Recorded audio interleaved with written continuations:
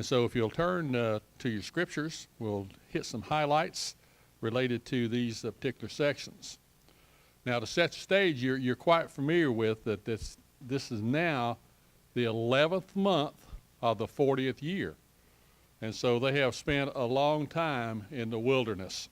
And so to further set the stage for that, the audience that he is addressing at this point were all those of an age in which the rebellion, when they refused to go into the land, all those have now been consumed. They have died out. So this is a new group of people who have been wandering for 40 years. We were talking about it Wednesday night. We thought that some of them were as much as 19 years old, which excluded them from the ban. And now, 40 years later, they're getting up in age, plus all the ones who were born during that time. And so this is a new audience that Moses is addressing. Now, as he begins to rehearse and review the things that were a part of their journeys, we know that it comes to a time when the wilderness wanderings are over. And in verse number 6, he says, "You have dwelt long enough in this land." That's probably good news to them, wasn't it? Now we're going to move on. We're going to go to a new place, a new station in life for there, a new direction for them. And in verse 7 of chapter 1, he begins to describe the land territories that they would go and inhabit. And we know that once the process happens and they move into their land, that in verse number 7, the lands that they're mentioned here are greater than what they will initially inhabit. It goes all the way to the river Euphrates. And so this is part of the promise that was given a long time ago about all the territory that they will do it. And they're still not in all that land yet. There's still land to be taken during that time period. So in verse number 9 through 15, Moses talks about appointing people who were wise and understanding to help him govern. You remember back, Jethro says, this is too much for you. You need to divide a little bit. Let the smaller cases between people be heard by you all, and if it's a hard case, then you can bring it to me, and I will judge it at that point. So as he begins to review for them, he brings up the very concept of when they were first in that land. He says, God says, go in and take possession of the land. This says, well, we got to send in spies to figure out what it looks like. So they chose 12 people to go into the land. And they came back bearing fruits in abundance, goodly land flowing with milk and honey. But there were giants in the land, and we felt that we were too small in our own eyes to inhabit the land. And so because of that, God says, you will wander in the wilderness until all the men of war are consumed. Well, that didn't sit well with them, because we know that they decided that once that happened, they were going to go in and take the land anyhow, and it was a disaster for them. God says, I will not go up with you. And so let's don't be presumptuous in trying to take on something that God does not have his blessing upon and his direction. So the penalty for their sin was that only Caleb and Joshua, Judah and Ephraim, would be able to go in and possess the land. So that's an important part for us, not to run ahead of God and not lag too far behind him. So it began the 40-year wandering in verse 40. And in verse 44, he talks about the Amorites being defeated before them. But in chapter 2, when he begins to continue to talk about the wilderness wanderings and the land they were part of it, they would go into the land of Esau, one of their relatives. And he said there that the lands of the Moabs would not be given to them in this wanderings. It was promised to them, and so they were to keep them. In that land were the Anakim, also known as the Rephaim, and as the Amorites called them, the Zamzum men. And so these were fearsome people. We're not sure of their height. There's no recorded, like it was with Goliath, how tall he was, but they were a fearsome people, and yet they were there. So in verse number 13 and 14, he talks about here that they would be in this area for 38 years, because until all the generation of the men of war were consumed. And after generation were consumed, they got new travel orders. They were to go over Ar, to the children of Ammon, and there they encountered two kings, Sihon and Og, and both of them were defeated before Moses and the people. Now in chapter number 3, we move into a section where he is actually making a transition for himself. So it's not unusual to sense that he is changing his tone a little bit. Now let me go back one thing I want to cover in verse number 37 of chapter 1. Moses says that God was angry with him on their sakes. Now we know back from the story that was read earlier is that why was Moses not allowed to go into the promised land? Because he did not speak to the rock. The first time they needed water, God says, strike it with your rod. Water came forth. The second time, it was speak to the rock. Can you see the transition there? Remember in the New Testament it talks about having power of life and death in the tongue. It's important to see that. And for that, it was immediately said, you, Moses, will not go over into the promised land because of your disobedience on this. Can you imagine all those years of his life and his service and dedication to God, and now the thing that he most desired in his life, he was not going to be able to do that.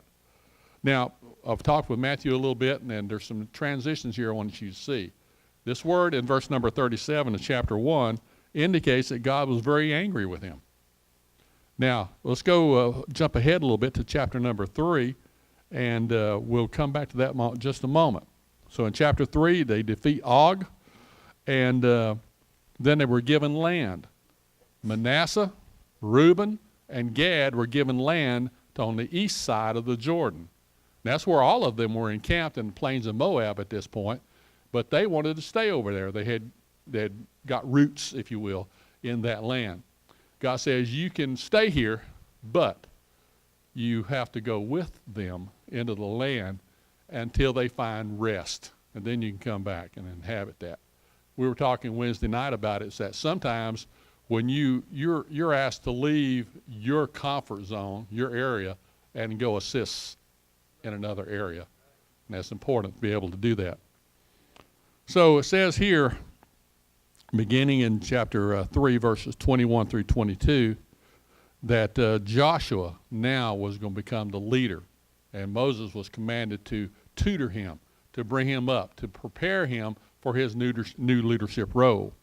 And whereas in chapter 1 said Moses was angry, God was angry at Moses, here we find a transition, because if we go to, let me find it here exactly.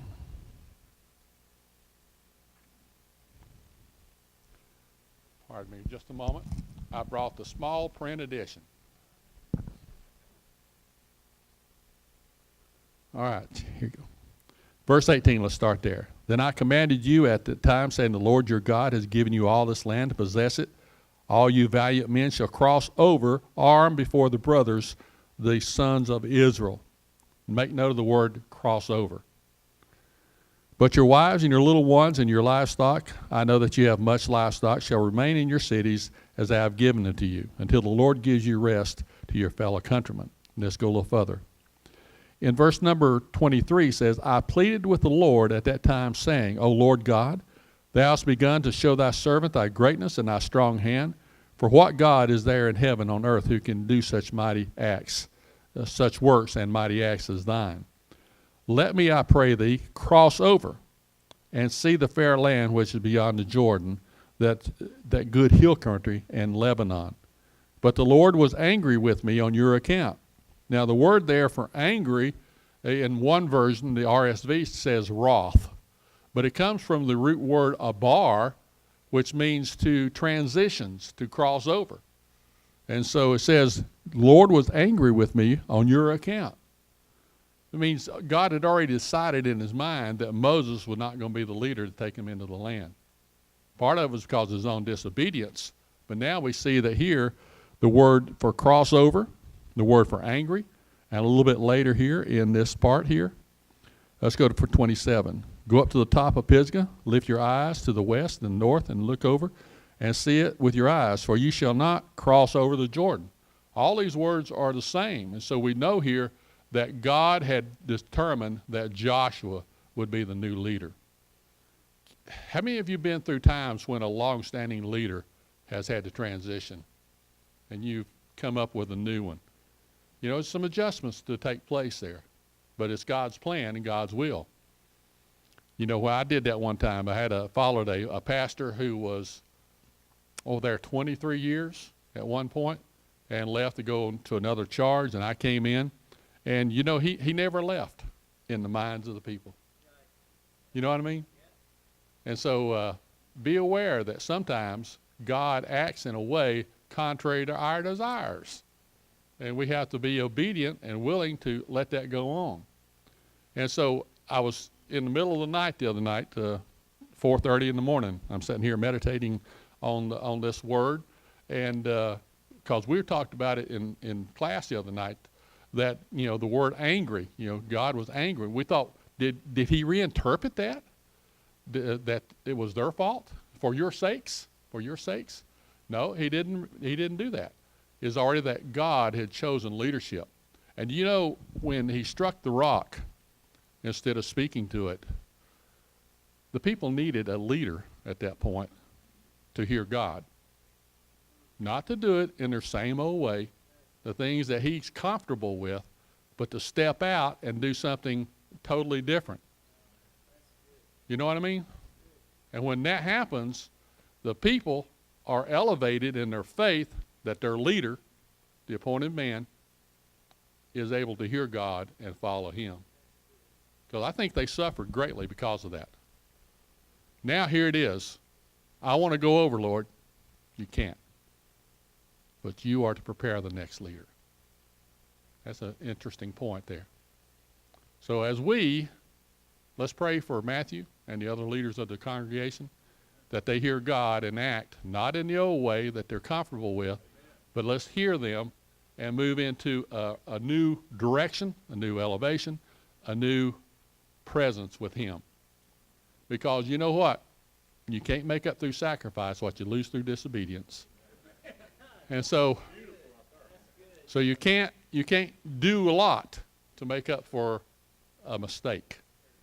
So that's chapters 1 through 3 of Devarim.